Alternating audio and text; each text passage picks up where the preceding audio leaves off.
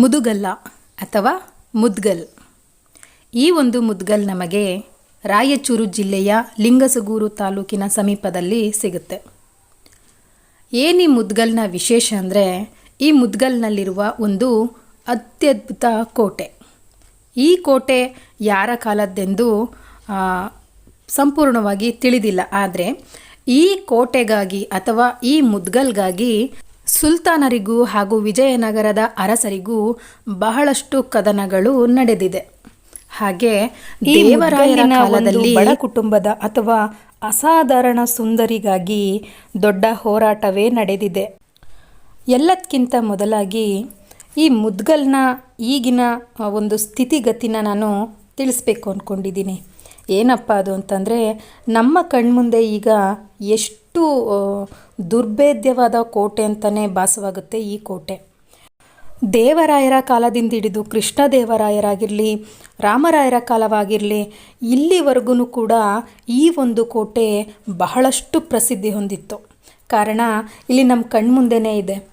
ಇಷ್ಟೊಂದು ಸುಂದರವಾದ ಒಂದು ಕೋಟೆಯ ಪ್ರವೇಶ ದ್ವಾರನ ನಾವು ನನಗನಿಸಿದ ಪ್ರಕಾರ ನಾನು ಕರ್ನಾಟಕದಲ್ಲಿ ಕಂಡಿಲ್ಲ. ಯಾಕಂದರೆ ಇದರ ಶೈಲಿ ನೋಡ್ಬೋದು ಎಷ್ಟು ಸುಂದರವಾಗಿದೆ ಅಂತಂದರೆ, ನಮಗೆ ಕೆಲವೊಂದು ರಾಜಸ್ಥಾನ, ಮಹಾರಾಷ್ಟ್ರ ಸೈಡ್ ಕೋಟೆ ವಿಡಿಯೋಗಳು ನೋಡಿದಾಗ ನಮ್ಗೆ ಏನು ಅನಿಸುತ್ತೋ ಅದೇ ರೀತಿಯಾಗಿ ಸುಂದರವಾಗಿ ತುಂಬ ಅಲಂಕೃತವಾಗಿ ಪ್ರವೇಶ ದ್ವಾರನ ಇಷ್ಟು ಚೆನ್ನಾಗಿ ಕಟ್ಟಿಸಿದ್ದಾರೆ ಅಥವಾ ಕೆತ್ತಿದ್ದಾರೆ.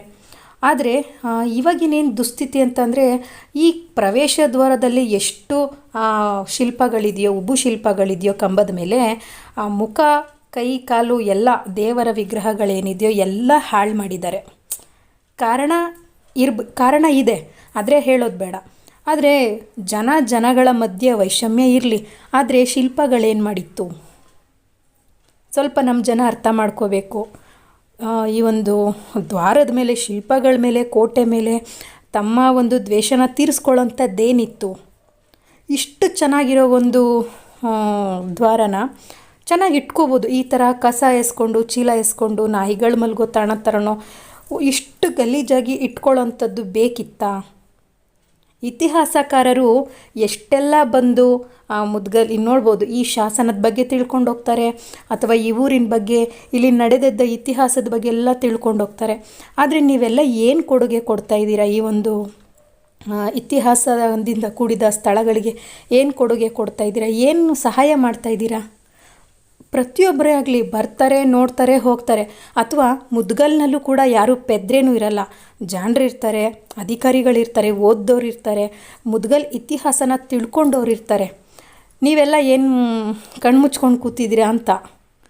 ಎಷ್ಟೆಲ್ಲ ನಾಶ ಆಗ್ತಾಯಿದೆ ಈಗಲೂ ನೋಡ್ಬೋದು. ಅಷ್ಟೆಲ್ಲ ಹೊಡೆತಗಳು ತಿಂದರೂ ಕೂಡ ಈ ಕೋಟೆ ತನ್ನ ಸೌಂದರ್ಯನ ಎಷ್ಟು ಚೆನ್ನಾಗಿ ಕಾಪಾಡಿಕೊಂಡಿದೆ. ಈಗಲೂ ಕೂಡ ಇತಿಹಾಸ ಪ್ರಿಯರಿಗೆ ಅದು ತನ್ನ ಕೈ ಚಾಚಿ ಕರೆಯುತ್ತೆ, ಅಷ್ಟು ಚೆನ್ನಾಗಿದೆ. ಪ್ರತಿಯೊಂದು ಶಿಲ್ಪ ನೋಡ್ಬೋದು. ಆ ದೇವರ ಶಿಲ್ಪ ಆಗಿರಲಿ, ಆ ಲತಾ ಬಂಗಿಯಲ್ಲಿ ನಿಂತಿರುವಂತಹ ಸ್ತ್ರೀ ಶಿಲ್ಪ ಆಗಿರಲಿ, ಎಲ್ಲಾದರೂ ಮುಖಗಳನ್ನ ಕಟ್ ಮಾಡಿದ್ದಾರೆ. ಏನಾದರೂ ಸಿಗುತ್ತಾ ಇದರಿಂದ? ಓಕೆ, ಇನ್ನೂ ಒಂದು ವಿಷಯ ಅನ್ನೋದಾದರೆ, ಇಲ್ಲಿನ ಶಿಲ್ಪಗಳನ್ನ ಹಾಳು ಮಾಡ್ಬೋದು, ಅಥವಾ ಇನ್ನೂ ಏನೇನೋ ಕುರುಹುಗಳಿದೆಯೋ ಹಳೆ ಕಾಲದ ಅರಸರದು ಹಾಳು ಮಾಡ್ಬೋದು. ಇತಿಹಾಸನ ಯಾರಾದರೂ ಅಳಿಸ್ಬೋದಾ? ಯಾವ ರಾಜರು ಕಟ್ಟಿಸಿದ್ರು ಅನ್ನೋದು ಮಾಹಿತಿಯೆಲ್ಲ ತಿಳಿದಿರುತ್ತೆ, ಅದನ್ನೆಲ್ಲ ಅಳಿಸ್ಬೋದಾ? ಶಾಸನ ಇಲ್ಲಿ ನೀವು ಕಿತ್ತಾಕ್ಬೋದು, ಶಿಲ್ಪಗಳನ್ನ ಕಿತ್ತಾಕ್ಬೋದು, ಪುಸ್ತಕದಲ್ಲಿ ಉಲ್ಲೇಖ ಆಗೋಗಿದೆಯಲ್ಲ, ಅದನ್ನ ಯಾರಾದರೂ ಅಳಿಸ್ಬೋದಾ? ಯಾರು ಇದನ್ನೆಲ್ಲ ಹಾಳು ಮಾಡಿದ್ದೀರೋ ಅವ್ರಿಗಷ್ಟೇ ಇದನ್ನ ಹೇಳ್ತಿರೋದು. ನಿಮ್ಮ ಪೈಶಾಚಿಕ ಕೃತ್ಯಗಳನ್ನ ಈ ಥರ ಶಿಲ್ಪಗಳ ಮೇಲೆ ಬಿಟ್ಕೊಳ್ಳೋಂಥ ಹೀನ ಕೃತ್ಯ, ಅಂದರೆ ಹೀನ ಮನಸ್ಥಿತಿ ನಿಮ್ಮದಾಗಿರೋದು ನಾಚಿಕೆ ಅನಿಸುತ್ತೆ. ತುಂಬ ಬೇಸರ ಆಗುತ್ತೆ. ನಾವು ಎಷ್ಟೆಷ್ಟು ದೂರದಿಂದ ಬಂದು ಇಂತಹ ಜಾಗಗಳನ್ನ ನೋಡಬೇಕು ಅಂತ ಬಿಸಿಲು ಒಂದೇ ಬರ್ತೀವಿ. ಆದರೆ ನಮಗೆ ನೋಡಿದ ತಕ್ಷಣ ತುಂಬ ಖುಷಿಯಾಗುತ್ತೆ, ಎಂಥ ಕೋಟೆ ನಮ್ಮ ಒಂದು ಕರ್ನಾಟಕದಲ್ಲಿದೆ ಅಂತ. ಆದರೆ ಹತ್ತಿರದಿಂದ ಹೋಗಿ ನೋಡಿದಾಗಲೇ ಗೊತ್ತಾಗೋದು, ಅದನ್ನು ಹೊರಗಡೆಯಿಂದ ಯಾರೂ ಬಂದು ಹಾಳು ಮಾಡ್ತಾಯಿಲ್ಲ. ಅದೇ ಊರಲ್ಲಿರೋರೆ, ಇದ್ರ ಬಗ್ಗೆ ತಿಳ್ಕೊಂಡಿರೋರು, ನೀವುಗಳೇ ಹಾಳು ಮಾಡೋರು. ಒಂದು ಕಡೆ ಏನೋ ಒಂಥರಲ್ಲ ಕೆಟ್ಟ ಮನಸ್ಥಿತಿ ಅಂತಂದರೆ, ಇದನ್ನೆಲ್ಲ ನೋಡಿಕೊಂಡು ಕೈ ಕೊಟ್ಕೊಂಡು ಕೂತಿರ್ತಾರಲ್ಲ, ಅಧಿಕಾರ ಉಳ್ಳವರಾಗಿರಲಿ, ಇತಿಹಾಸ ತಿಳಿದವರಾಗಿರಲಿ, ಬುದ್ಧಿವಂತ ಜೀವಗಳೇನಿರ್ತಾರಲ್ಲ, ನಿಮ್ಗಳನ್ನ ನೋಡ್ಕೊಂಡ್ರೆ ಇನ್ನೂ ನಾಚಿಕೆ ಅನಿಸುತ್ತೆ. ನಿಮ್ಮ ಊರಿನ ಒಂದು ಇತಿಹಾಸನ ನೀವೇ ಕೈ ಬಿಡ್ತಾ ಇದ್ದೀರಾ ಅಂದಮೇಲೆ ನಿಮ್ಮ ಮನಸ್ಥಿತಿ ಹೇಗಿದೆಯೋ, ಮಾನಸಿಕ ಅಸ್ವಸ್ಥರೇ ನೀವೆಲ್ಲ ಅನಿಸುತ್ತೆ. ನಾಚಿಕೆ ಆಗುತ್ತೆ ನಿಜವಾಗ್ಲೂ.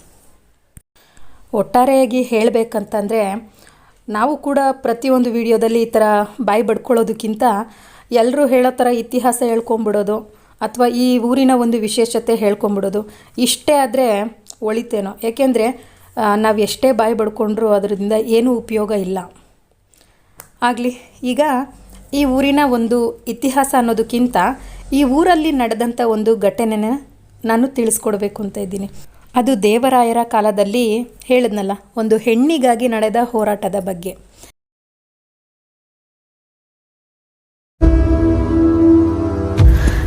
ತಿಮ್ಮೋಜ ಮುದ್ಗಲ್ಲಿನ ಹೆಸರಾಂತ ಶಿಲ್ಪಿ. ಜಕಣಾಚಾರ್ಯರ ದಕ್ಷಿಣ ಸಂಪ್ರದಾಯವನ್ನು ಜೀವಂತ ಉಳಿಸಿಕೊಂಡು ಬಂದಿರುವ ವ್ಯಕ್ತಿ ಇವರೆಂದು ಜನಸಾಮಾನ್ಯರಿಂದ ತೊಡಗಿ ಮಾಂಡಲೇಶ್ವರರವರೆಗೂ ಇವರ ಕೀರ್ತಿ ಹಬ್ಬಿತ್ತು. ತಿಮ್ಮೋಜರ ಮಡದಿ ಗೌರಾಂಬೆ. ಇವರಿಗೆ ಇಬ್ಬರು ಮಕ್ಕಳಿದ್ದು, ಒಬ್ಬ ಕುಮಾರಸ್ವಾಮಿ ಹಾಗೂ ಮತ್ತೊಬ್ಬಳು ಪಾರ್ವತಿ. ಕುಮಾರಸ್ವಾಮಿ ಚಿಕ್ಕಂದಿನಲ್ಲೇ ಸಾವನ್ನಪ್ಪಿದ್ದನು. ಆಗಿನಿಂದ ತಿಮ್ಮೋಜ ಹಾಗೂ ಗೌರಾಂಬೆಗೆ ಪಾರ್ವತಿಯೇ ಮಗ ಮಗಳು ಇಬ್ಬರೂ ಆಗಿದ್ದರು. ಪಾರ್ವತಿಗೆ ನೀಲಾ ಎಂಬ ಸ್ನೇಹಿತೆ ಇದ್ದಳು. ನೀಲಾಳ ಮಾವ ಈರಪ್ಪ ವಿಜಯನಗರದ ದಂಡನಾಯಕರಾಗಿದ್ದರು. ಅವಳ ಗಂಡ ವೀರಣ್ಣ ಅರಮನೆಯ ದಂಡಿನಲ್ಲಿ ಕೆಲಸ ಮಾಡುತ್ತಿದ್ದು, ಅರಮನೆ ಹಾಗೂ ದೊರೆಗಳ ರಕ್ಷಣೆಯ ಭಾರ ವಹಿಸಿದ್ದನು. ತಿಮ್ಮೋಜನ ಸೋದರಿ ಸಂಬಂಧಿಯಾದ ಮಲ್ಲಣ್ಣನು ಬಾಲ್ಯದಲ್ಲಿಯೇ ತಂದೆ ತಾಯಿಗಳನ್ನು ಕಳೆದುಕೊಂಡಿದ್ದನು. ಅವನ ತಂದೆ ವಿಜಯನಗರದ ಸೈನ್ಯಕ್ಕೆ ಕತ್ತಿ, ಗುರಾಣಿ, ಬರ್ಜಿ ಮುಂತಾದ ಶಸ್ತ್ರಾಸ್ತ್ರಗಳನ್ನು ತಯಾರಿಸಿ ಕೊಡುವ ಕಮ್ಮಾರನಾಗಿದ್ದನು. ಬಹಮನಿ ಸುಲ್ತಾನರೊಡನೆ ನಡೆದ ಯುದ್ಧದಲ್ಲಿ ಅವನು ಕೊಲ್ಲಲ್ಪಟ್ಟಿದ್ದನು. ಮುದ್ಗಲ್ಲು ವಿಜಯನಗರ ಬಹಮನಿ ರಾಜ್ಯಗಳ ವಾದಭೂಮಿಯಾಗಿತ್ತು. ಇದರ ಸಲುವಾಗಿ ಇಮ್ಮಡಿ ಹರಿಹರ ಹಾಗೂ ಮಹಮ್ಮದ್ ಶಾರಿಗೆ ಯುದ್ಧ ನಡೆದು ಮುದ್ಗಲ್ಲು ವಿಜಯನಗರದ ಕೈತಪ್ಪಿ ಹೋಗಿತ್ತು. ಅಂದು ಹಿಂದೂಗಳ ಮೇಲೆ ನಡೆಸಿದ ಅತ್ಯಾಚಾರಕ್ಕೆ ಬಲಿಯಾಗಿ ಮಲ್ಲಣ್ಣನ ತಾಯಿ ಮಡಿದಿದ್ದಳು. ಇಂತಹ ಸಮಯದಲ್ಲಿ ತಿಮ್ಮೋಜನೇ ಮಲ್ಲಣ್ಣನನ್ನು ಸಾಕುತ್ತಿದ್ದರು. ತಿಮ್ಮೋಜರಂತೆ ಮಲ್ಲಣ್ಣನು ನುರಿತ ಶಿಲ್ಪಿಯಾಗಿದ್ದನು. ಗುರುಗಳಿಗೆ ತಕ್ಕ ಶಿಷ್ಯರಂತಿದ್ದನು ಮಲ್ಲಣ್ಣ. ಪಾರ್ವತಿ ಮತ್ತು ಮಲ್ಲಣ್ಣ ಬಾಲ್ಯದಿಂದಲೂ ಒಟ್ಟಿಗೆ ಬೆಳೆದಿದ್ದು, ಅವರು ಒಬ್ಬರನ್ನೊಬ್ಬರು ಪ್ರೇಮಿಸುತ್ತಿದ್ದರು. ಇದಕ್ಕೆ ತಿಮ್ಮೋಜರ ಒಪ್ಪಿಗೆಯೂ ಇತ್ತು.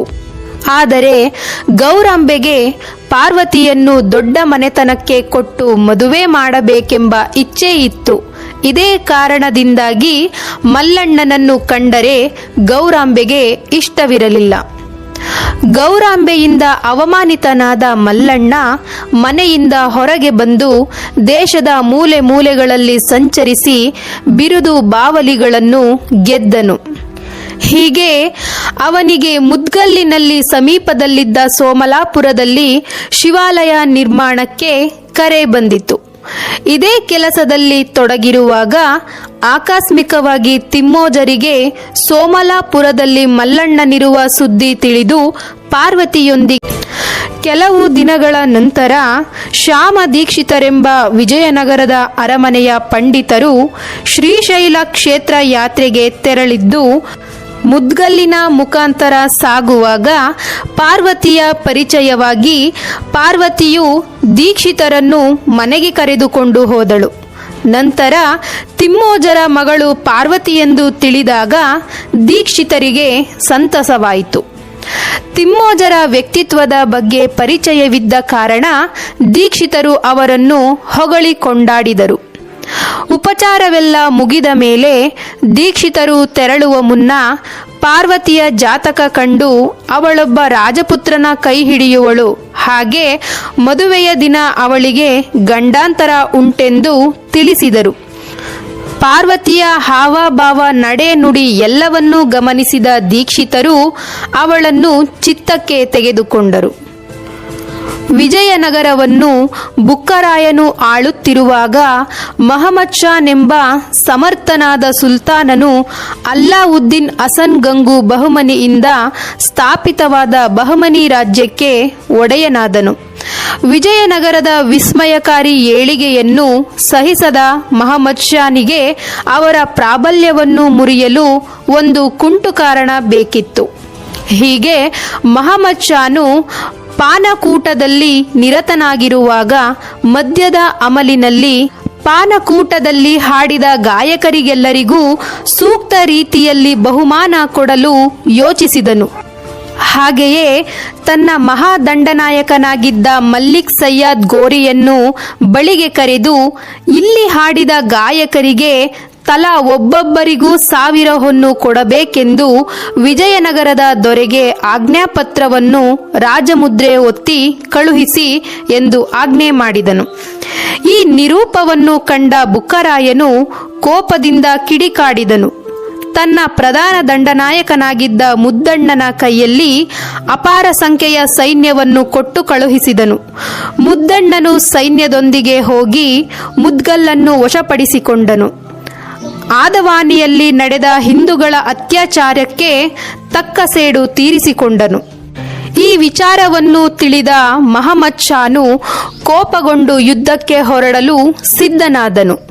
ತಾನು ಮಡಿದರೆ ತನ್ನ ನಂತರ ಪಟ್ಟಕ್ಕೆ ಬರಲು ಮಜಿದ್ ಶಾನನ್ನು ನೇಮಿಸಿದನು. ರಾಜಪ್ರತಿನಿಧಿಯಾಗಿ ಮಲ್ಲಿಕ್ ಉದ್ದೀನ್ನನ್ನು ನೇಮಿಸಿದನು.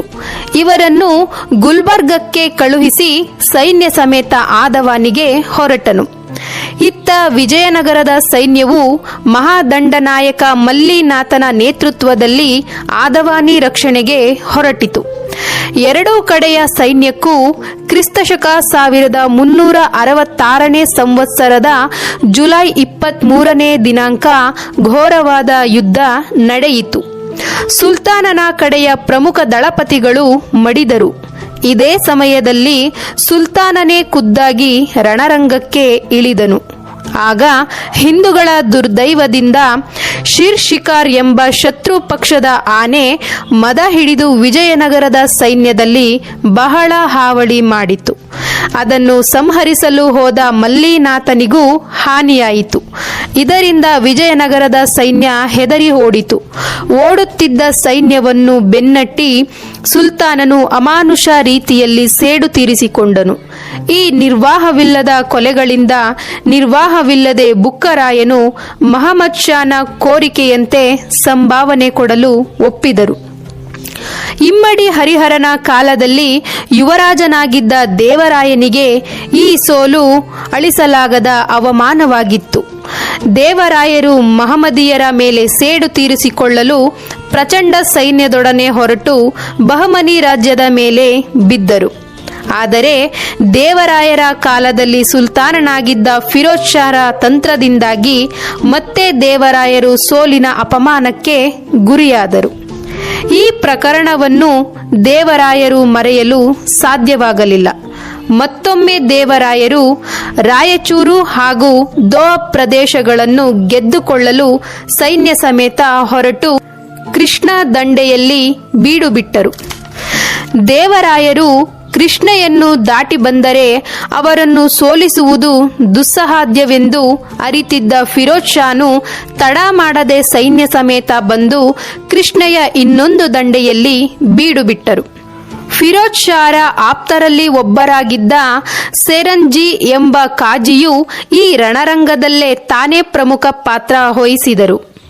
ಕೃಷ್ಣೆಯ ದಂಡೆಯ ಮೇಲೆ ದೇವರಾಯರ ಶಿಬಿರ 1-2 ಮೈಲಿಯವರೆಗೂ ಹಬ್ಬಿತ್ತು. ಕೃಷ್ಣೆಯ ನೀರು ಇಳಿಮುಖವಾಗದ ಹೊರತು ಸೈನ್ಯವು ಕಾರ್ಯಾಚರಣೆಗೆ ತೊಡಗಲು ಸಾಧ್ಯವಿರಲಿಲ್ಲ. ಅವರು ನೀರು ತಗ್ಗುವುದನ್ನೇ ನೋಡುತ್ತಾ ಶತ್ರು ಭೀತಿಯಲ್ಲಿ ಮನರಂಜನೆಗಳಲ್ಲಿ ಮಗ್ನರಾಗಿದ್ದರು. ಇವರಿಗೆ ಮನರಂಜನೆಯನ್ನು ಒದಗಿಸುವ ಸಲುವಾಗಿಯೇ ಅನೇಕ ದೊಂಬರು, ಹಾವಾಡಿಗರು, ಹಗಲು ವೇಷದವರು, ಗಾಯಕರು, ನರ್ತಕರು ಬೀಡು ಬಿಟ್ಟಿದ್ದರು. ನೂರಾರು ಮಂದಿ ವೇಶ್ಯೆಯರು ತಮ್ಮ ಕುಲಕಸುಬನ್ನು ಅಲ್ಲಿ ಸಾಗಿಸುತ್ತಿದ್ದು ಅವರಿಗಾಗಿಯೇ ಬೇರೊಂದೆಡೆ ವಸತಿ ಏರ್ಪಡಿಸಲಾಗಿತ್ತು.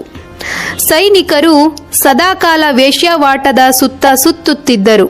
ಅಲ್ಲಿ ಸದಾಕಾಲ ನರ್ತನ ಗಾಯನೆಗಳು ನಡೆದಿದ್ದವು.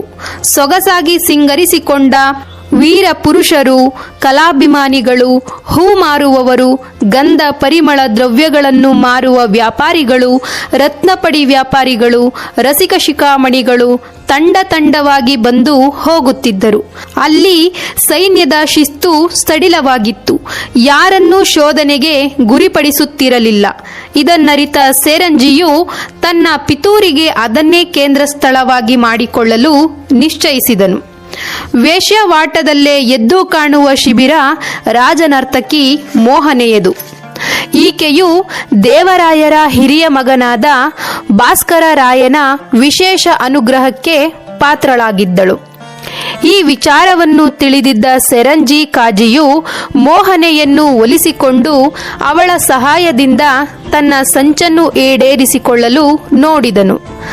ತಾನು ಅಂದುಕೊಂಡಂತೆ ಮೋಹನೆಯನ್ನು ಒಲಿಸಿಕೊಂಡ ಕಾಜಿಯು ಉಪಾಯಾಂತರದಲ್ಲಿ ಸಂಗೀತಗಾರರ ಛದ್ಮ ವೇಷದಲ್ಲಿ ಅವರನ್ನು ವಂಚಿಸಲು ಮುನ್ನಡೆದರು. ಕಾಜಿಯ ಇಚ್ಛೆಯಂತೆಯೇ ಎಲ್ಲವೂ ಸಿದ್ಧವಾದವು. ಮೋಹನೆಯ ತಾಯಿ ಈ ಸಂಗೀತ ಕೂಟಕ್ಕೆ ಭಾಸ್ಕರ ರಾಯನನ್ನು ಆಹ್ವಾನಿಸಿದಳು. ಅಂತೆಯೇ ಭಾಸ್ಕರ ರಾಯನು ಸಂಗೀತಗಾರರ ಹಾಡನ್ನು ಕೇಳಲು ಆಸೀನನಾದನು. ಆಗ ತಕ್ಷಣಕ್ಕೆ ದೀಪವೆಲ್ಲ ಆರಿದವು. ತಕ್ಷಣಕ್ಕೆ ಅಯ್ಯೋ ಸತ್ತೆ ಎಂಬ ಆರ್ತನಾದ ಕೇಳಿಬಂದಿತು. ಒಮ್ಮೆಲೆಗೆ ಎಲ್ಲರಿಗೂ ಗಾಬರಿಯಾಯಿತು. ತಕ್ಷಣ ಸ್ವಲ್ಪ ಸಮಯದ ನಂತರ ಬಿಟ್ಟು ನೋಡಿದಾಗ ಅಲ್ಲಿ ಭಾಸ್ಕರ ರಾಯನು ರಕ್ತಸಿಕ್ತವಾಗಿ ಸತ್ತು ಬಿದ್ದಿದ್ದನು. ಅಂತೆಯೇ ಅಲ್ಲಿದ್ದ ಸಂಗೀತಗಾರರೆಲ್ಲ ಮಾಯವಾಗಿದ್ದರು. ಎಲ್ಲರೂ ಶೋಕದಲ್ಲಿರುವಾಗಲೇ ಮತ್ತೆ ಚೀರಾಟಗಳ ಶಬ್ದ ಕೇಳಿಬಂದಿತು. ಎಲ್ಲರೂ ಹೊರಗೆ ನೋಡುವುದರೊಳಗಾಗಿ ಎಲ್ಲರ ಬಿಡಾರಕ್ಕೂ ಬೆಂಕಿ ಹಚ್ಚಲಾಗಿತ್ತು. ಈ ಗೊಂದಲದ ಸನ್ನಿವೇಶದಲ್ಲಿ ದೇವರಾಯರು ತಪ್ಪಿಸಿಕೊಂಡು ಹೋದರು. ಮತ್ತೆ ಫಿರೋಜ್ ಶಾರಿಗೆ ಹೆಚ್ಚು ಯುದ್ಧವಿಲ್ಲದೆ ಜಯವಾಯಿತು. ಹಾಗೂ ರಾಯಚೂರು ಮುದ್ಗಲ್ಲುಗಳು ಜೊತೆಗೆ 10 ಲಕ್ಷ ಹೊನ್ನನ್ನು ಪರಿಹಾರವಾಗಿ ಕೊಡಬೇಕಾಯಿತು. ದೇವರಾಯರು ಈ ಪರಾಭವವನ್ನು ಮರೆತಿರಲಿಲ್ಲ. ಶ್ಯಾಮ ದೀಕ್ಷಿತರು ಕ್ಷೇತ್ರ ಯಾತ್ರೆ ಮುಗಿಸಿಕೊಂಡು ಬಂದವರೇ ದೇವರಾಯರಿಗೆ ಪಾರ್ವತಿಯ ವಿಚಾರವಾಗಿ ಭಿನ್ನವಿಸಿದರು. ದೇವರಾಯರಲ್ಲಿ ಆಸೆ ತುಂಬಿದರು. ಅವಳ ರೂಪ ಲಾವಣ್ಯಗಳನ್ನು ದೇವರಾಯರೆದುರು ಹೊಗಳುತ್ತಾ ಅವರಲ್ಲಿ ಪಾರ್ವತಿಯ ಮೇಲೆ ಮೋಹ ಉಂಟಾಗುವಂತೆ ಪ್ರೇರೇಪಿಸಿದರು. ಇದನ್ನೆಲ್ಲ ಯವೆಯಿಕ್ಕದೆ ಕೇಳಿದ ದೇವರಾಯರು ದೀಕ್ಷಿತರ ಬಳಿ ಆ ಸುಂದರಿ ಯಾರೆಂದು ಕೇಳಲು ದೀಕ್ಷಿತರು ಹಿಂದೆ ನಡೆದ ವಿಚಾರಗಳೆಲ್ಲವನ್ನೂ ಅರುಹಿದರು. ದೇವರಾಯರಿಗೆ ತಿಮ್ಮೋಜರ ಮಗಳೇ ಪಾರ್ವತಿ ಎಂದು ತಿಳಿದಾಗ ಸಂತೋಷವಾಯಿತು. ತಿಮ್ಮೋಜರು ವಿಜಯನಗರದಲ್ಲೂ ದೇವಸ್ಥಾನದ ನಿರ್ಮಾಣದಲ್ಲೂ ಭಾಗಿಯಾಗಿದ್ದಂತೆ ವಿಜಯನಗರದಲ್ಲೂ ಚಿರಪರಿಚಿತರಾಗಿದ್ದರು. ದೇವರಾಯರಿಗೆ ಮೊದಲೇ ಶಾಸ್ತ್ರೋಕ್ತವಾಗಿ ವಿವಾಹವಾಗಿ 4 ಮಂದಿ ಪತ್ನಿಯರಿದ್ದರು. ಅನೇಕ ಭೋಗಕಾಂತೆಯರಿದ್ದರು. ದೇವರಾಯರಿಗೆ ಹೇಮಾಂಬಿಕೆ, ವೀರವಿಜಯನೆಂಬ ಮಕ್ಕಳಿದ್ದರು. ಮಲ್ಲಾಂಬಿಕೆಯಲ್ಲಿ ವೀರಮಲ್ಲಪ್ಪನೆಂಬ ಮಗನು, ಭೀಮಾದೇವಿ ಎಂಬ ಜೈನ ಪತ್ನಿಯು ಪಂಡಿತಾಚಾರ್ಯರ ಶಿಷ್ಯಳಾಗಿದ್ದಳು. ಇವರಲ್ಲದೆ ಪಂಪಾದೇವಿ, ಅನ್ನಲಾದೇವಿ ಎಂಬ ಪತ್ನಿಯರಿದ್ದು ಅನ್ನಲಾದೇವಿಯ ಮಗನೇ ಮಡಿದಂತಹ ಭಾಸ್ಕರರಾಯನಾಗಿರುತ್ತಾನೆ. ಮಕ್ಕಳೆಲ್ಲರೂ ಬೆಳೆದು ಪ್ರವರ್ಧಮಾನಕ್ಕೆ ಬಂದಿದ್ದರು. ಅವರಲ್ಲಿ ಅನೇಕರು ಸಾಮ್ರಾಜ್ಯದ ಬೇರೆ ಬೇರೆ ಭಾಗಗಳನ್ನು ಆಳುತ್ತಿದ್ದರು. ಅವರಲ್ಲಿ ವೀರವಿಜಯನು ಯುವರಾಜಕುಮಾರನಾಗಿದ್ದನು ಹಾಗೂ ಮುಳಬಾಗಿಲಿನ ಮಂಡಲೇಶ್ವರನಾಗಿದ್ದನು. ಮತ್ತೊಬ್ಬ ಮಗ ಮುಮ್ಮಡಿ ಹರಿಹರನು ತೆರಕಣಾಂಬಿ ರಾಜ್ಯವಾಳುತ್ತಿದ್ದನು. ಇವನ ರಾಜ್ಯಕ್ಕೆ ಹೊಯ್ಸಳ ರಾಜ್ಯವೂ ಸೇರಿತ್ತು. ವೀರಮಲ್ಲಣ್ಣ ಒಡೆಯನಿಗೆ ಚಿತ್ರದುರ್ಗ ಸೀಮೆ ಸೇರಿತ್ತು. ರಾಮಚಂದ್ರನೆಂಬ ಇನ್ನೊಬ್ಬ ಮಗನು ಉದಯಗಿರಿ ರಾಜ್ಯವನ್ನು, ಇಂದಿನ ಬೆಂಗಳೂರಿನ ಕೆಲವು ಪ್ರದೇಶಗಳನ್ನು ಆಳುತ್ತಿದ್ದನು. ಹೀಗೆ ದೇವರಾಯನಿಗೆ ಪುತ್ರರನೇಕರು ಇದ್ದು, ಈ ವಯಸ್ಸಿನಲ್ಲಿ ಪಾರ್ವತಿಯನ್ನು ವಿವಾಹವಾಗ ಬಯಸಿದರೆ ದುಡುಕಾಗುವುದಿಲ್ಲವೇನೋ ಎಂದು ತನ್ನಲ್ಲೇ ಯೋಚಿಸಿದರು. ಆದರೆ ಶ್ಯಾಮದೀಕ್ಷಿತರು ಪಾರ್ವತಿಯನ್ನು ಉಪಪತ್ನಿಯಾಗಿ ಸ್ವೀಕರಿಸಲು ತಾವೇ ಬಲವಂತ ಪಡಿಸಿದ್ದರಿಂದ ದೇವರಾಯರಿಗೆ ಪಾರ್ವತಿಯನ್ನು ವರಿಸಲು ಮನಸ್ಸಾಯಿತು. ಶ್ಯಾಮದೀಕ್ಷಿತರು ಒಡವೆ ವಸ್ತ್ರಗಳೊಡನೆ ಮುದ್ಗಲ್ಲಿಗೆ ಹೊರಟರು. ಕೆಲವು ದಿನಗಳಲ್ಲಿ ಮುದ್ಗಲ್ಲು ತಲುಪಿದ ದೀಕ್ಷಿತರು ತಿಮ್ಮೋಜರ ಮನೆಯ ಬಾಗಿಲಲ್ಲಿ ಮೇನೆಯಿಂದ ಇಳಿದಾಗ ಯಾರೋ ರಾಜ ಪರಿವಾರದವರು ದಿಕ್ಕು ತಪ್ಪಿ ಇತ್ತ ಬಂದಿದ್ದಾರೆಂದು ತಿಮ್ಮೋಜ ಹಾಗೂ ಗೌರಾಂಬೆಯರು ಅಂದುಕೊಂಡರು. ಆದರೆ ಮೇನೆಯಿಂದ ಇಳಿದವರು ಬೇರೆ ಯಾರೋ ಆಗಿರದೆ ಶ್ಯಾಮದೀಕ್ಷಿತರೇ ಎಂದು ತಿಳಿದಾಗ ಸತಿಪತಿಯರಿಬ್ಬರಿಗೂ ಅಚ್ಚರಿಯಾಯಿತು.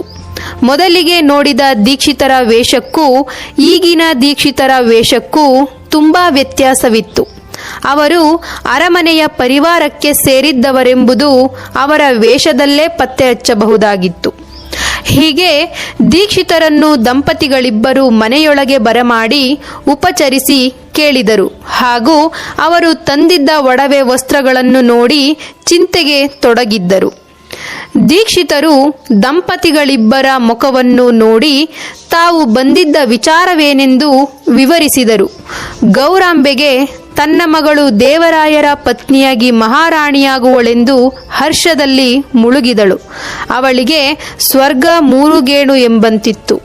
ಆದರೆ 50 ವರ್ಷ ದಾಟಿದ್ದ ದೇವರಾಯರಿಗೆ ಇನ್ನೂ ಚಿಕ್ಕ ವಯಸ್ಸಿನವಳಾದ ಪಾರ್ವತಿಯನ್ನು ಹೇಗೆ ಮದುವೆ ಮಾಡಿಕೊಡಬೇಕು, ಹಾಗೂ ಪಾರ್ವತಿಯ ಮನಸ್ಸಿನಲ್ಲಿ ಮಲ್ಲಣ್ಣನಿರುವಾಗ ಅವಳು ಈ ಮದುವೆಗೆ ಒಪ್ಪುವಳೆ ಎಂದು 2-3 ಪ್ರಶ್ನೆಗಳು ತಿಮ್ಮೋಜರಿಗೆ ಕಾಡಿದವು.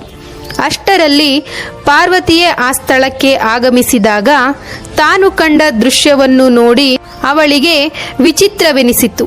ಹಾಗೆಯೇ ಪಾರ್ವತಿಯಲ್ಲಿ ಈ ವಿಚಾರವಾಗಿ ಪ್ರಸ್ತಾಪ ಮಾಡಿದಾಗ ಅವಳು ಇಷ್ಟವಿಲ್ಲವೆಂದೇ ಎಲ್ಲರೆದುರು ಹೇಳಿ ಇತ್ತಲ ಕಡೆ ಓಡಿದಳು. ದೀಕ್ಷಿತರು 3 ದಿನಗಳ ಕಾಲ ಅಲ್ಲೇ ತಂಗಿದ್ದರು. ಆದರೆ ಪಾರ್ವತಿಯಿಂದ ಒಪ್ಪಿಗೆ ಸಿಗಲಿಲ್ಲ. ಕೊನೆಗೆ ತಿಮ್ಮೋಜರಿಂದ ಪಾರ್ವತಿಯ ಅಭಿಪ್ರಾಯ ತಿಳಿದ ದೀಕ್ಷಿತರು ಸಪ್ಪೆ ಮೋರೆಯಲ್ಲಿ ವಿಜಯನಗರಕ್ಕೆ ಹಿಂದಿರುಗಿದರು. ಮುದ್ಗಲ್ಲಿನಲ್ಲಿ ನಡೆದ ಈ ವಿಚಾರವನ್ನು, ಅಪಮಾನಗಳೆಲ್ಲವನ್ನೂ ಕೇಳಿದ ದೇವರಾಯರಿಗೆ ಎಲ್ಲಿಲ್ಲದ ಬೇಸರ, ಸಿಟ್ಟುಗಳು ಬಂದೊದಗಿದವು. ದೀಕ್ಷಿತರನ್ನು ತೆಗಳಿದ ದೇವರಾಯರು ಪಾರ್ವತಿಯಿಂದಾದ ಅವಮಾನದಿಂದ ಅವಳಿಗೆ ಶಿಕ್ಷೆ ವಿಧಿಸಬೇಕೆಂದು ನಿರ್ಧರಿಸಿದರು. ಆದರೆ ಸುಲ್ತಾನರ ಅಧೀನದಲ್ಲಿದ್ದ ಮುದ್ಗಲ್ಲಿನಲ್ಲಿ ತನ್ನಿಂದ ಏನೂ ಮಾಡಲಾಗುವುದಿಲ್ಲವೆಂಬಂತೆ ದೇವರಾಯರು ಕೊನೆಗೊಂದು ನಿರ್ಧಾರಕ್ಕೆ ಬಂದರು. ಪಾರ್ವತಿಯನ್ನು ಅಪಹರಿಸಿ ಆ ನಂತರ ಅವಳನ್ನು ವಿವಾಹವಾಗಬೇಕೆಂದು. ಆದರೆ ದೇವರಾಯರ ಆಲೋಚನೆಗಳು ತಲೆಕೆಳಗಾದವು. ಪಾರ್ವತಿಯು ಈ ವಿಚಾರವನ್ನು ಅವರಿವರ ಬಾಯಿಂದ ತಿಳಿದು ರಾತ್ರೋರಾತ್ರಿ ಮನೆ ಬಿಟ್ಟು ತೆರಳಿದ್ದಳು. ಹೀಗೆ ಹೊರಬಂದ ಪಾರ್ವತಿ ಮಲ್ಲಣ್ಣನ ಬಳಿಗೆ ಹೋಗುವಷ್ಟರಲ್ಲಿ ಮಲ್ಲಣ್ಣ ತನ್ನ ಕೆಲಸ ಮುಗಿಸಿ ಸೋಮಲಾಪುರದಿಂದ ಬೇರೆಡೆಗೆ ಹೊರಟಿದ್ದನು. ಪಾರ್ವತಿಗೆ ನಿರಾಸೆಯಾಯಿತು. ದೇವರಾಯರ ದಂಡನಾಯಕನ ನೇತೃತ್ವದಲ್ಲಿ ಸೈನ್ಯ ಮುದ್ಗಲ್ಲಿಗೆ ಮುತ್ತಿ ಪಾರ್ವತಿಯ ಹುಡುಕಾಟದಲ್ಲಿ ಮುಂದಾದರು. ನಾಗಣ್ಣ ದಂಡನಾಯಕನು ತಿಮ್ಮೋಜರನ್ನು ಸೆರೆ ಹಿಡಿದು ಸೆರೆಮನೆಯಲ್ಲಿರಿಸಿದನು. ಮುದ್ಗಲ್ಲಿನಲ್ಲಿ ನಡೆದ ಘಟನೆಯೆಲ್ಲವೂ ಅವರಿವರ ಬಾಯಿಂದ ಕೇಳಿದ ಮಲ್ಲಣ್ಣನು ತಕ್ಷಣವೇ ಮುದ್ಗಲ್ಲಿಗೆ ಧಾವಿಸಿದನು. ಆದರೆ ಅಷ್ಟರಲ್ಲಿ ಪಾರ್ವತಿ ಮನೆ ಬಿಟ್ಟು ಹೊರಟಿದ್ದಳು. ಮಲ್ಲಣ್ಣ ಮುದ್ಗಲ್ಲಿಗೆ ಹೋದಾಗ ಅವನಿಗೆ ಗೌರಾಂಬೆ ಎಲ್ಲಾ ಸಂಗತಿಗಳನ್ನು ತಿಳಿಸಿದಳು. ಹಾಗೆಯೇ ತನ್ನ ತಪ್ಪಿನಿಂದಲೇ ಇಷ್ಟೆಲ್ಲ ಅನಾಹುತಕ್ಕೆ ಕಾರಣವಾಯಿತೆಂದು ದುಃಖಪಟ್ಟಳು. ಮಲ್ಲಣ್ಣನು ತಿಮ್ಮೋಜರನ್ನು ಬಿಡಿಸಲು ಶೀಘ್ರವೇ ವಿಜಯನಗರದೆಡೆಗೆ ಧಾವಿಸಿದನು. ಆದರೆ ತಾನೊಂದು ಬಗೆದರೆ ದೈವವೊಂದು ಬಗೆದಂತೆ ಮಲ್ಲಣ್ಣನ ದುಡುಕು ವರ್ತನೆಯಿಂದ ಮಲ್ಲಣ್ಣನೂ ಕೂಡ ಸೆರೆಮನೆ ಸೇರಬೇಕಾಯಿತು. ಪಾರ್ವತಿ ಸೋಮಲಾಪುರದಲ್ಲಿ ಸೇರಿದ ಮೇಲೆ ಮಲ್ಲಣ್ಣ ಮುದ್ಗಲ್ಲಿಗೆ ಹಿಂದಿರುಗಿದನೆಂಬ ವಿಷಯ ತಿಳಿಯಿತು. ಆ ಊರಿನ ನಾಡಗೌಡ ಭರಮಣ್ಣ ಹೆಗ್ಗಡೆಯವರು ಪಾರ್ವತಿಯನ್ನು ವಿಚಾರಿಸಿ ಅವಳಿಂದ ನಡೆದ ಘಟನೆಗಳನ್ನೆಲ್ಲ ತಿಳಿದು ಮರುಕಪಟ್ಟರು. ಹಾಗೂ ಪಾರ್ವತಿಗೆ ತಕ್ಷಣವೇ ತಮ್ಮ ಮನೆಯಲ್ಲೇ ಆಶ್ರಯ ಕೊಟ್ಟರು. ಕೆಲವು ದಿನಗಳ ನಂತರ ನಾಗಣ್ಣ ದಂಡನಾಯಕನ ಸೈನಿಕರು ಸೋಮಲಾಪುರಕ್ಕೆ ಭೇಟಿ ಕೊಟ್ಟರು. ಭರಮಣ್ಣರ ಮನೆಯಲ್ಲೂ ಕೂಡ ಹುಡುಕಾಡಿದರು. ಆದರೆ ಮೊದಲೇ ಇವರ ವಿಚಾರ ತಿಳಿದ ಭರಮಣ್ಣರು ಉಪಾಯದಿಂದ ಪಾರ್ವತಿಯನ್ನು ಹೊರಗೆ ಕಳುಹಿಸಿದರು. ಪಾರ್ವತಿ ಮೊದಲೇ ದೇವರಾಯರ ಮೇಲೆ ದ್ವೇಷ ಕಾರುತ್ತಿದ್ದಳು. ಕಾರಣ ಅವರ ಮೇಲೆ ಸೇಡು ತೀರಿಸಿಕೊಳ್ಳಲು ಇದ್ದ ಒಂದೇ ದಾರಿ ಎಂದರೆ ಸುಲ್ತಾನನ ನೆರವು ಯಾಚಿಸುವುದು. ಅಂತೆಯೇ ಪಾರ್ವತಿಯು ಫಿರೋಜ್ ಶಾರನ್ನು ಭೇಟಿ ಮಾಡಿ ದೇವರಾಯರಿಂದಾದ ಅಪಮಾನವನ್ನೆಲ್ಲ ಭಿನ್ನವಿಸಿದಳು. ಫಿರೋಜ್ ಶಾರು ಪಾರ್ವತಿಗೆ ಸಹಾಯ ಹಸ್ತ ನೀಡಿದರು ಹಾಗೂ ತಕ್ಷಣವೇ ದೇವರಾಯರಿಗೆ ನಿರೂಪ ಬರೆಸಿ ತಿಮ್ಮೋಜರನ್ನು ಮಲ್ಲಣ್ಣರನ್ನು ಬಿಡುಗಡೆ ಮಾಡಲು ಸೂಚಿಸಿದರು. ನಾಗಣ್ಣ ದಂಡನಾಯಕನು ಪಾರ್ವತಿ ಸಿಗದ ಕಾರಣ ದೇವರಾಯರ ಬಳಿಗೆ ತಿಮ್ಮೋಜ ಮಲ್ಲಣ್ಣರನ್ನು ಕರೆತಂದು ನಿಲ್ಲಿಸಿದನು. ಪಾರ್ವತಿ ಸಿಗದ ಕಾರಣ ನಾಗಣ್ಣರನ್ನು ಧಿಕ್ಕರಿಸಿದ ದೇವರಾಯರು ನಂತರ ತಿಮ್ಮೋಜ ಮಲ್ಲಣ್ಣರನ್ನು ಕಂಡ ತಕ್ಷಣ ಸಮಾಧಾನ ವ್ಯಕ್ತಪಡಿಸಿದರು. ನಾಗಣ್ಣನು ತನ್ನ ಒಂದು ಸೈನ್ಯವನ್ನು ಮುದ್ಗಲ್ಲಿನಲ್ಲಿಯೇ ಬಿಟ್ಟು ಬಂದಿದ್ದನು. ಸುಲ್ತಾನರಿಂದ ತೊಂದರೆ ಉಂಟಾಗುವ ಸೂಚನೆ ಕಂಡುಬಂದರೆ ಮರಳಿ ಬರಲು ಆಜ್ಞಾಪಿಸಿದ್ದನು. ಕೆಲವು ಕಾಲ ಮುದ್ಗಲ್ಲಿನಲ್ಲಿದ್ದ ನಾಗಣ್ಣನ ಸೈನ್ಯ ಸುಲ್ತಾನರಿಂದ ತೊಂದರೆಯ ಸೂಚನೆ ಬಂದೊಡನೆ ಸುಮ್ಮನೆ ಹಿಂದಿರುಗಲಿಲ್ಲ. ಬದಲಿಗೆ ಮುದ್ಗಲ್ಲಿನ ಪ್ರತಿ ಮನೆಯನ್ನು ಲೂಟಿ ಮಾಡಿದರು ಹಾಗೂ ಗೌರಾಂಬೆಯ ಮನೆಗೂ ನುಗ್ಗಿ ಪ್ರತಿಯೊಂದು ಒಡವೆಗಳನ್ನು ಕಿತ್ತುಕೊಂಡು, ಇಷ್ಟೆಲ್ಲ ಅನಾಹುತಗಳಿಗೆ ನಿನ್ನ ಮಗಳೇ ಕಾರಣಳೆಂದು ಗೌರಾಂಬೆಯನ್ನು ದೂರಿ ಅವಳನ್ನು ಮನೆಯಲ್ಲೇ ಕೂಡಿ ಹಾಕಿ ಮನೆಗೆ ಬೆಂಕಿ ಇಟ್ಟರು. ಗೌರಾಂಬೆ ಅಸುನೀಗಿದಳು. ಗುಲ್ಬರ್ಗಾದಿಂದ ಬಂದಿದ್ದ ಫಿರೋಜ್ ಶಾರ ರಾಯಭಾರಿಯು ವಿಜಯನಗರಕ್ಕೆ ಬಂದು ತಾನು ತಂದಿದ್ದ ಪತ್ರವನ್ನು ಒಪ್ಪಿಸಿದನು. ದೇವರಾಯರು ಪತ್ರದ ವಿಷಯವನ್ನು ನೋಡಿ ಪಾರ್ವತಿ ಸುಲ್ತಾನರ ಆಶ್ರಯ ಪಡೆದಿರುವುದನ್ನು ಖಚಿತಪಡಿಸಿಕೊಂಡರು. ಹಾಗೂ ಹಿಂದೂ ಸಾಮ್ರಾಟನ ಮೇಲೆ ಒಬ್ಬ ಹಿಂದೂ ಹೆಣ್ಣಾದವಳು ಸುಲ್ತಾನರ ಬಳಿ ದ್ವೇಷಕ್ಕೆಳೆಸಿದುದು ಅಪಮಾನವಾಯಿತು ಎಂದು ತನ್ನಲ್ಲೇ ನಿಟ್ಟುಸಿರು ಬಿಟ್ಟರು. ಆದರೂ ಕೋಪದಿಂದ ಏನು ಸಾಧಿಸಲಾಗದೆಂದು ಅರಿತ ದೇವರಾಯರು ಈ ವಿಚಾರವನ್ನೆಲ್ಲ ತಿಮ್ಮೋಜರಿಗೆ ತಿಳಿಸಿದಾಗ ತಿಮ್ಮೋಜರಿಗೂ ಅಚ್ಚರಿಯಾಯಿತು ಹಾಗೂ ಪಾರ್ವತಿಯ ಮೇಲೆ ಅಸಮಾಧಾನವಾಯಿತು. ನಂತರ ದೇವರಾಯರು ತಿಮ್ಮೋಜರನ್ನು ಪಾರ್ವತಿಗೆ ಬುದ್ಧಿ ಹೇಳಿ ಕರೆತರಲು ಹೇಳಿದರು ಹಾಗೂ ಅವಳು ತನ್ನ ತಪ್ಪನ್ನು ಅರಿತು ತನ್ನಲ್ಲಿ ಕ್ಷಮೆಯಾಚಿಸಿದರೆ ಅವಳನ್ನು ಮಲ್ಲಣ್ಣನಿಗೆ ಕೊಟ್ಟು ಮದುವೆ ಮಾಡಿಸುವೆನೆಂದು ಹೇಳಿ ಅವಳನ್ನು ಕರೆತರಲು ಹೇಳಿದರು. ತಿಮ್ಮೋಜರು ಇದಕ್ಕೊಪ್ಪಿ ಹೊರಡಲು ಸಿದ್ಧರಾದರು. ತಿಮ್ಮೋಜರು ಗುಲ್ಬರ್ಗಕ್ಕೆ ಹೋದಾಗ ಪಾರ್ವತಿಯನ್ನು ಕಂಡು ತಂದೆ ಮಗಳಿಬ್ಬರು ಒಬ್ಬರನ್ನೊಬ್ಬರು ಆಲಂಗಿಸಿ ದುಃಖಿಸಿದರು. ತಿಮ್ಮೋಜರು ತಾನು ಬಂದ ವಿಷಯವನ್ನೆಲ್ಲ ಪಾರ್ವತಿಗೆ ಹೇಳಿದಾಗ ಪಾರ್ವತಿ ಸಮ್ಮತಿಸಲಿಲ್ಲ.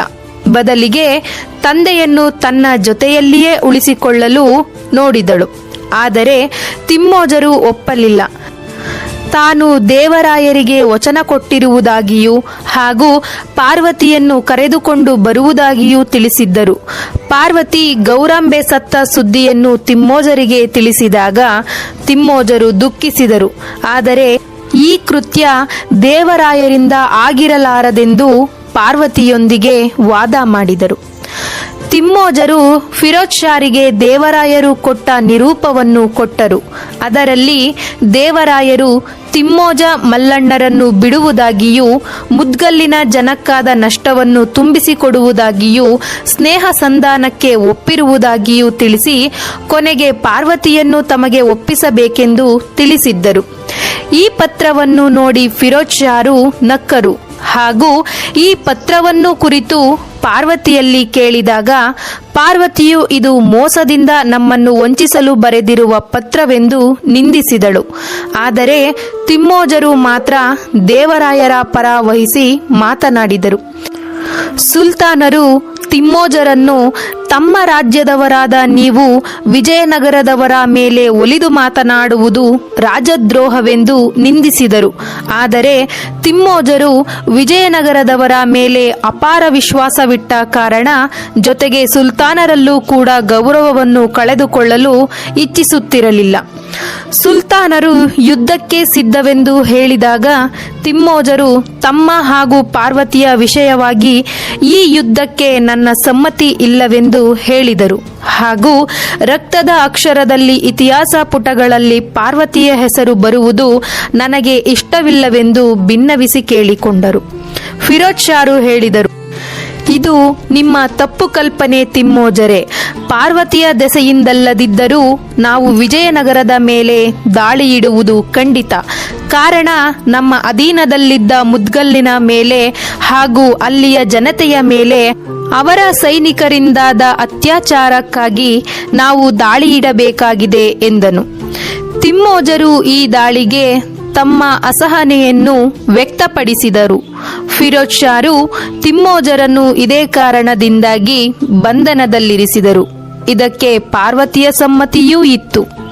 ತಿಮ್ಮೋಜರು ರಾಯಭಾರಿಯಾಗಿ ಹೋದವರು ಇನ್ನೂ ಬಾರದಿರುವುದನ್ನು ನೋಡಿ ದೇವರಾಯರಿಗೆ ಚಿಂತೆಯಾಯಿತು ಹಾಗೂ ತಿಮ್ಮೋಜರೊಂದಿಗೆ ಹೋಗಿದ್ದ ಅನುಚರರು ತಿಮ್ಮೋಜರಿಲ್ಲದೆ ತಿರುಗಿ ಬಂದದ್ದನ್ನು ನೋಡಿ ದೇವರಾಯರಿಗೆ ತಿಮ್ಮೋಜರು ಕೂಡ ನಮಗೆ ಮೋಸದಿಂದ ವಂಚಿಸಿದ್ದಾರೆಂದು ಕ್ರೋಧವಾಯಿತು. ಇತ್ತ ಮಲ್ಲಣ್ಣನನ್ನು ತಿಮ್ಮೋಜರ ಮೇಲಿನ ಕೋಪದಿಂದ ಹೀನಾಯವಾಗಿ ನಡೆಸಿಕೊಂಡು ದಂಡಿಸಿದರು.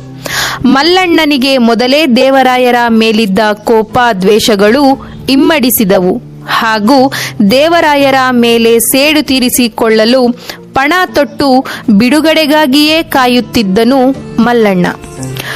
ಒಂದೆರಡು ದಿನಗಳಲ್ಲೇ ಗೂಢಚಾರರಿಂದ ಫಿರೋಜ್ ಷಾರು ಸೈನ್ಯ ಸಮೇತ ವಿಜಯನಗರದತ್ತ ಯುದ್ಧಕ್ಕೆ ಬರುತ್ತಿರುವ ವಿಷಯ ತಿಳಿಸಿದರು. ಅಂತೆಯೇ ಫಿರೋಜ್ ಷಾರು ಹಠಾತ್ತನೆ ವಿಜಯನಗರದ ಮೇಲೆ ದಾಳಿ ಇಟ್ಟರು. ಸುಲ್ತಾನರ ಸೈನ್ಯ ಖಾನ್ ಮತ್ತು ಮಹಮ್ಮದ್ ಖಾನರ ನೇತೃತ್ವದಲ್ಲಿ ಹೊರಟು ಸುಲಭವಾಗಿ ಕೃಷ್ಣೆಯನ್ನು ದಾಟಿ ವಿಜಯನಗರದ ಬಳಿಗೆ ಬಂದಿತು. ದೇವರಾಯರು ತಡ ಮಾಡದೆ ಸಾಧ್ಯವಾದಷ್ಟು ಸೈನ್ಯ ಸಂಗ್ರಹಿಸಿ ಜೊತೆಗೆ ಮಾಂಡಲೇಶ್ವರ ಸಾಮಂತ ಸೈನ್ಯಗಳಿಗೆ ನಿರೂಪ ಕಳುಹಿಸಿದರು. ಆದರೆ ಸುಲ್ತಾನರ ಸೈನ್ಯಕ್ಕೆ ವಿಜಯನಗರದಲ್ಲಿ ಹೆದರುವ ಕಾರಣವಿರಲಿಲ್ಲ. ವಿಜಯನಗರದ ಕೋಟೆ ನಿಸರ್ಗದತ್ತವಾಗಿ ಅಜೇಯವಾಗಿತ್ತು. ಸುತ್ತಲೂ ಅಂಜನಾದ್ರಿ, ಋಷ್ಯಮುಖ, ಮಾಲ್ಯವಂಕ, ಹೇಮಕೂಟ ಮುಂತಾದ ದುರ್ಭೇದ್ಯವಾದ ಬೆಟ್ಟಗಳು ನಿಂತಿದ್ದವು. ಅವುಗಳ ನಡುವೆ ಇದ್ದ ಪ್ರದೇಶವನ್ನು ಸುಭದ್ರವಾದ ಕೋಟೆ ಕೊತ್ತಲಗಳಿಂದ ರಕ್ಷಿಸಲಾಗಿತ್ತು. ಒಂದು ಪಕ್ಕದಲ್ಲಿ ಪರ್ವತ ಪಂಕ್ತಿಯಾದರೆ ಇನ್ನೊಂದೆಡೆ ತುಂಗಭದ್ರೆ ವಿಜಯನಗರವನ್ನು ಬಳಸಿ ಹರಿಯುತ್ತಿದ್ದಳು. ಹೊರಗಿನ ನಿಸರ್ಗದತ್ತ ಕೋಟೆಯ ನಡುವೆ ವಿಸ್ತಾರವಾದ ವಿಜಯನಗರವು ಹರಡಿತ್ತು. ಹೊರಕೋಟೆಯಿಂದ ಅರಮನೆಯವರೆಗೆ 6 ಕೋಟೆಗಳು ಇದ್ದವು. ಇವುಗಳನ್ನು ಹಾದು ಬಂದರೆ ಮಾತ್ರ ಅರಮನೆ ಹಾಗೂ ರಾಜಭಂಡಾರಗಳು ಶತ್ರುವಶವಾಗಲು ಸಾಧ್ಯವಿತ್ತು. ಆದರೆ ಹೊರಗಿನ ಕೋಟೆಯನ್ನು ಭೇದಿಸಿ ಒಳಕೋಟೆಯನ್ನು ಪ್ರವೇಶಿಸುವುದು ಶತ್ರುಗಳಿಂದ ಅಸಾಧ್ಯವಾಗಿತ್ತು. ಹೀಗೆ ಶತ್ರುಗಳಿಗೆ ವಿಜಯನಗರವು ದುರ್ಭೇದ್ಯವಾಗಿತ್ತು. ಫಿರೋಜ್ ಷಾರು ಕೋಟೆಯ ಹೊರಗೆ ಬೀಡು ಬಿಟ್ಟಿರುವಾಗಲೇ ದೇವರಾಯರ ಅಮಾತ್ಯರಾದ ಲಕ್ಷ್ಮೀಧರರಿಂದ ವಿಷಪೂರಿತ ಬಾಣವೊಂದು ನೇರ ಫಿರೋಜ್ ಷಾರ ತೋಳಿಗೆ ಬಿದ್ದಿತ್ತು. ತಕ್ಷಣವೇ ಫಿರೋಜ್ ಷಾರು ಕುದುರೆಯಿಂದ ಕೆಳಗೆ ಬಿದ್ದು ಮೂರ್ಛೆ ಹೋದರು. ಯುದ್ಧದ ಆರಂಭಕ್ಕೂ ಮೊದಲೇ ಫಿರೋಜ್ ಷಾರಿಗಾದ ಗತಿಯನ್ನು ಕಂಡ ಸುಲ್ತಾನ್ ಸೈನ್ಯದವರು ಅಲ್ಲಿಂದ ಓಡಿದರು. ಕೆಲವು ದಿನಗಳಲ್ಲಿ ಶೈತ್ಯೋಪಚಾರದಲ್ಲಿದ್ದ ಫಿರೋಜ್ ಷಾರು ಮೊದಲಿನಂತಾದರು ಹಾಗೂ ವಿಜಯನಗರದ ಮುತ್ತಿಗೆಯಿಂದ ಹಿಂದಕ್ಕೆ ಕಾಲ್ತೆಗೆದಿದ್ದರು.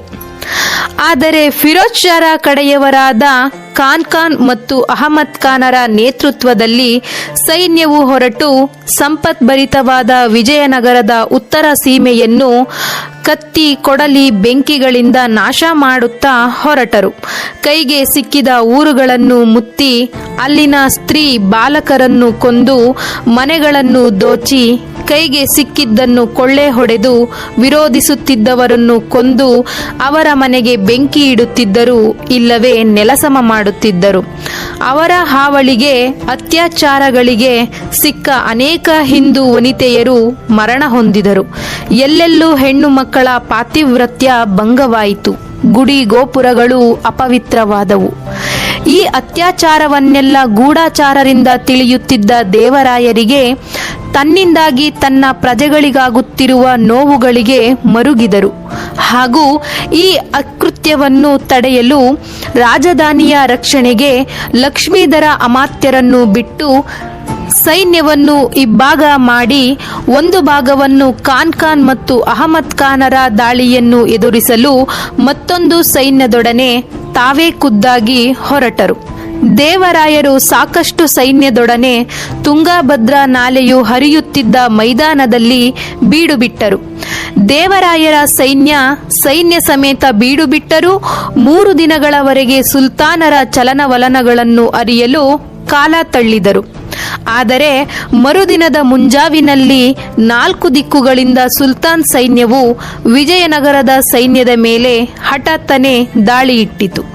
ಸೈನ್ಯದ ಮುಖಂಡರೆಲ್ಲರೂ ಶತ್ರುಗಳ ವಶವಾದರು. ದೇವರಾಯರು ಕಣ್ಣು ತಪ್ಪಿಸಿ ಹೊರಟು ಹೋದರು. ದೇವರಾಯರ ನೆಚ್ಚಿನ ದಂಡನಾಯಕರು ಸುಲ್ತಾನರ ವಶವಾಗಿದ್ದರು. ಇದೇ ಕಾರಣ ದೇವರಾಯರು ಸಂಕಟ ಪಡುತ್ತಿದ್ದರು. ಈಗ ಅವರಿಗೆ ತನ್ನವರನ್ನು ಉಳಿಸಿಕೊಳ್ಳಲು ಇದ್ದ ಒಂದೇ ದಾರಿ ಎಂದರೆ ಸಂಧಾನ ಮಾತ್ರ. ಇದೇ ಕಾರಣದಿಂದಾಗಿ ಲಕ್ಷ್ಮೀಧರ ಅಮಾತ್ಯರನ್ನು ರಾಯಭಾರಿಯಾಗಿ ಸುಲ್ತಾನರ ಬಳಿ ಕಳುಹಿಸಿದರು. ಫಿರೋಜ್ ಷಾರು ಲಕ್ಷ್ಮೀಧರ ಅಮಾತ್ಯರನ್ನು ಗೌರವದಿಂದಲೇ ಬರಮಾಡಿಕೊಂಡರು. ಬಂದ ನಿರೂಪವನ್ನು ತಿಳಿಸಿದರು ಹಾಗೂ ಸಂಧಾನಕ್ಕೆ ಒಪ್ಪಿದರು. ಆದರೆ ತಾವು ಸಂಧಾನಕ್ಕೆ ಒಪ್ಪುವುದಾದರೆ ದೇವರಾಯರ ಮಗಳು ಹೇಮಾಂಬಿಕೆಯನ್ನು ಕೊಟ್ಟು ವಿವಾಹ ಮಾಡಿಕೊಡಬೇಕು ಎಂದು, ಆಗಷ್ಟೇ ನಮ್ಮಿಬ್ಬರ ಸ್ನೇಹ ರೂಪುಗೊಳ್ಳುವುದು. ಇದಕ್ಕೆ ನೀವು ಒಪ್ಪುವುದಾದರೆ ನಾವು ನಿಮ್ಮ ದಂಡನಾಯಕರನ್ನು ಬಿಡುಗಡೆಗೊಳಿಸಿ ಸಂಧಾನಕ್ಕೆ ಬರುತ್ತೇವೆ ಎಂದರು. ಈ ಮಾತಿಗೆ ಲಕ್ಷ್ಮೀಧರ ಅಮಾತ್ಯರಲ್ಲಿ ಉತ್ತರ ಇರಲಿಲ್ಲ. ಅವರು ಯಾವೊಂದು ಉತ್ತರ ಕೊಡದೆ ಅಲ್ಲಿಂದ ಕಾಲ್ತೆಗೆದರು. ಸುಲ್ತಾನರೊಡನೆ ನಡೆದ ವಿಚಾರವನ್ನೆಲ್ಲ ಕೇಳಿದ ದೇವರಾಯರಿಗೆ ನಖಶಿಕಾಂತವಾಗಿ ಕೋಪ ಬಂದಿತು. ಅಲ್ಲೇ ಇದ್ದ ಹೇಮಾಂಬಿಕೆಯು ಅಮಾತ್ಯರ ಹಾಗೂ ದೇವರಾಯರು ನಡೆಸಿದ ಮಾತುಕತೆಗಳನ್ನೆಲ್ಲ ಗಮನಿಸುತ್ತಿದ್ದಳು. ದೇವರಾಯರು ಸುಲ್ತಾನರ ಮಾತಿಗೆ ಕೋಪೋದ್ರಿಕ್ತರಾಗಿದ್ದರು. ಒಂದೆಡೆ ದಂಡನಾಯಕರೊಂದಿಗೆ ಸಿಕ್ಕಿಬಿದ್ದಿದ್ದ ತನ್ನ ಮಕ್ಕಳನ್ನೂ ಬಿಡಿಸಿಕೊಂಡು ಬರಲಾಗದೆ ಮತ್ತೊಂದೆಡೆ ಹೇಮಾಂಬಿಕೆಯ ವಿಚಾರ ಅವರ ಮನಕೆಡಿಸಿತ್ತು. ಹೇಮಾಂಬಿಕೆಯು ತನ್ನೊಬ್ಬಳಿಂದ ತನ್ನ ಸಹೋದರರು ಬಿಡುಗಡೆ ಹೊಂದುತ್ತಾರೆ ಹಾಗೂ ಪ್ರಜೆಗಳ ಹಿತಚಿಂತನೆಗಳು ನನ್ನ ಕೈಯಲ್ಲಿದೆ ಎಂದು ತೀರವಾಗಿ ಯೋಚನೆ ಮಾಡಿ ಕೊನೆಗೊಂದು ನಿರ್ಧಾರ ಮಾಡಿದಳು ಹಾಗೂ ತನ್ನ ನಿರ್ಧಾರವನ್ನು ದೇವರಾಯರ ಬಳಿ ಹೇಳಿಕೊಂಡಳು. ಹೇಮಾಂಬಿಕೆಯು ಫಿರೋಜ್ ಷಾರನ್ನು ಮದುವೆಯಾಗಲು ಒಪ್ಪಿದಳು. ಈ ವಿಷಯವನ್ನು ಅವಳಿಂದ ಕೇಳಿದ ದೇವರಾಯರಿಗೆ ಸಿಡಿಲು ಬಡಿದಂತಾಯಿತು. ಅವರು ಮಗಳ ಮಾತನ್ನು ಕೇಳಿ ಸಂಕಟಪಟ್ಟರು. ತನ್ನಿಂದಾಗಿ ತನ್ನ ಮಗಳಿಗೆ ಬಂದಿರುವ ವಿಪತ್ತನ್ನು ನೆನೆದು ದುಃಖಪಟ್ಟರು. ಕೊನೆಗೆ ಹೇಮಾಂಬಿಕೆಯ ಮಾತಿನಂತೆ ಪ್ರಜಾಹಿತ ರಕ್ಷಣೆಗಾಗಿ ದೇವರಾಯರು ರಾಜೋಚಿತವಾಗಿ ಫಿರೋಜ್ ಷಾರಿಗೆ ಅವಳನ್ನು ಮದುವೆ ಮಾಡಿಕೊಟ್ಟರು. ಆದರೆ ತನ್ನ ಅಳಿಯನ ಸ್ಥಾನವನ್ನು ಮಾತ್ರ ಕೊಡಲಿಲ್ಲ. ಬದಲಿಗೆ ದೇವರಾಯರಿಗೆ ಫಿರೋಜ್ ಷಾರ ಮೇಲಿನ ಕೋಪ ಇಮ್ಮಡಿಯಾಯಿತು. ಈ ಸಂದರ್ಭದಲ್ಲಿ ಮಲ್ಲಣ್ಣನನ್ನು ಬಿಡುಗಡೆ ಮಾಡಿದರು. ಫಿರೋಜ್ ಷಾರು ಹೇಮಾಂಬಿಕೆಯನ್ನು ಗುಲ್ಬರ್ಗಕ್ಕೆ ಕರೆದುಕೊಂಡು ಹೋದರು. ಹೇಮಾಂಬಿಕೆ ಕೂಡ ದ್ವೇಷ ತುಂಬಿದ ಮನದಲ್ಲೇ ಫಿರೋಜ್ ಷಾರ ಜೊತೆಯಲ್ಲಿ ಗುಲ್ಬರ್ಗಕ್ಕೆ ಹೋದಳು. ಫಿರೋಜ್ ಷಾರು ಹೇಮಾಂಬಿಕೆಗೆ ಪಾರ್ವತಿಯನ್ನು ಪರಿಚಯಿಸಿದರು. ಆದರೆ ಹೇಮಾಂಬಿಕೆ ಮತ್ತು ಪಾರ್ವತಿಯರು ಶತ್ರುಗಳಂತೆ ನೋಡುತ್ತಿದ್ದರು. ಪಾರ್ವತಿಯನ್ನು ಕಂಡಾಗ ಹೇಮಾಂಬಿಕೆಯು ಇಷ್ಟೆಲ್ಲ ಅನಾಹುತಗಳಿಗೆ ಇವಳೇ ಕಾರಣಳೆಂದು ಪಾರ್ವತಿಯನ್ನು ಜರಿದಳು.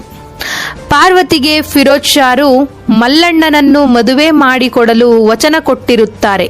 ಆದರೆ ಫಿರೋಜ್ ಷಾರ ಮಗ ಹಸನ್ ಖಾನನು ಪಾರ್ವತಿಯನ್ನು ಕಂಡಾಗಿನಿಂದ ಅವಳಲ್ಲಿ ಅನುರಕ್ತನಾಗಿರುತ್ತಾನೆ ಹಾಗೂ ಅವಳ ವಿಚಾರದಲ್ಲಿ ಹುಚ್ಚನಂತೆ ನಡೆದುಕೊಳ್ಳುತ್ತಿರುತ್ತಾನೆ. ಈ ವಿಚಾರವನ್ನು ಆಸ್ಥಾನಿಕರಾದ ಮೀರ್ ಸಾಹೇಬರಿಂದ ತಿಳಿದ ಫಿರೋಜ್ ಷಾರು ತಮ್ಮ ಮಗನಿಗಾಗಿ ಪಾರ್ವತಿಗೆ ಕೊಟ್ಟಿದ್ದ ವಚನವನ್ನು ಮುರಿದರು.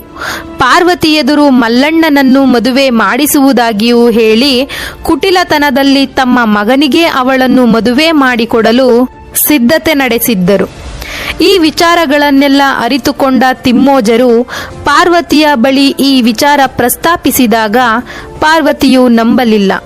ಆದರೆ ಅನುಮಾನಸ್ಕಳಾಗಿಯೇ ಫಿರೋಜ್ ಷಾರ ಬಳಿ ಹೋಗಿ ಕೇಳಿದಾಗ ಫಿರೋಜ್ ಷಾರು ನಿನಗಾರೋ ಸುಳ್ಳು ಹೇಳಿದ್ದಾರೆ, ನನಗಾಗದವರು ಎಂದಾಗ ಪಾರ್ವತಿ ಫಿರೋಜ್ ಷಾರು ತನಗೆ ಮಗಳ ಸ್ಥಾನ ಕೊಟ್ಟಿದ್ದರಿಂದ ಅವರನ್ನು ಅವರ ಮಾತನ್ನು ನಂಬಿ ಮೋಸ ಹೋದಳು. ಕೊನೆಗೂ ತಿಮ್ಮೋಜರ ಮಾತನ್ನು ನಂಬದ ಪಾರ್ವತಿ ಫಿರೋಜ್ ಷಾರ ತಂತ್ರಕ್ಕೆ ಸಿಕ್ಕಿಬಿದ್ದಳು. ಪಾರ್ವತಿಯ ಮದುವೆ ದಿನವೂ ಸಮೀಪಿಸಿತು. ಮಲ್ಲಣ್ಣನನ್ನು ಮದುವೆ ಆಗುವೆನೆಂಬ ಸಂತಸದಿಂದ ಪಾರ್ವತಿಯು ಹರ್ಷಿಸುತ್ತಿದ್ದಳು. ಆದರೆ ಪಾರ್ವತಿಯನ್ನು ಮಂಟಪಕ್ಕೆ ಹೇಮಾಂಬಿಕೆಯು ಕರೆದುಕೊಂಡು ಹೋಗುವಾಗ ಪಾರ್ವತಿಗೆ ಮೆಲ್ಲನೆ ಫಿರೋಜ್ ಷಾರ ಸಂಚನ್ನು ಉಸುರಿದಳು. ಆಗ ತಿಮ್ಮೋಜರು ಅಲ್ಲೇ ಇದ್ದರು.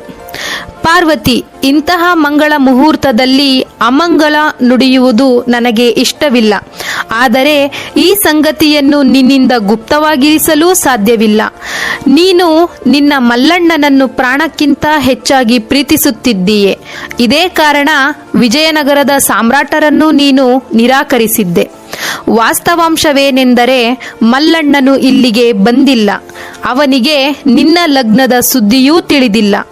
ಅವನ ಹೆಸರಿನಲ್ಲಿ ಇಂದು ನಿನ್ನ ಕೈಯಲ್ಲಿ ಹೂಮಾಲೆ ಹಾಕಿಸಿಕೊಳ್ಳುತ್ತಿರುವ ವ್ಯಕ್ತಿ ಹಸನ್ ಖಾನ್, ಫಿರೋಜ್ ಷಾರ ಪುತ್ರ ಎಂದು ಹೇಳಿ ಕಾರ್ಕೋಟಕ ವಿಷವನ್ನು ಕುಂಕುಮದಲ್ಲಿ ಲೇಪಿಸಿ ಪಾರ್ವತಿಯ ಹಣೆಗಿಟ್ಟು, ನೋಡು, ಇದನ್ನು ನಿನ್ನ ಬಾಯಲ್ಲಿ ಹಾಕಿಕೊಂಡರೆ ನಿನ್ನ ಸೌಶೀಲ್ಯವನ್ನು ಉಳಿಸಿಕೊಳ್ಳಬಹುದು, ನಿನ್ನ ಮಾನವನ್ನು ಕಾಯ್ದುಕೊಳ್ಳಬಹುದು, ನಿನ್ನನ್ನು ವಂಚಿಸಿದ ಸುಲ್ತಾನನಿಗೆ ತಕ್ಕ ಬುದ್ಧಿ ಕಲಿಸಬಹುದೆಂದು ನುಡಿದಳು.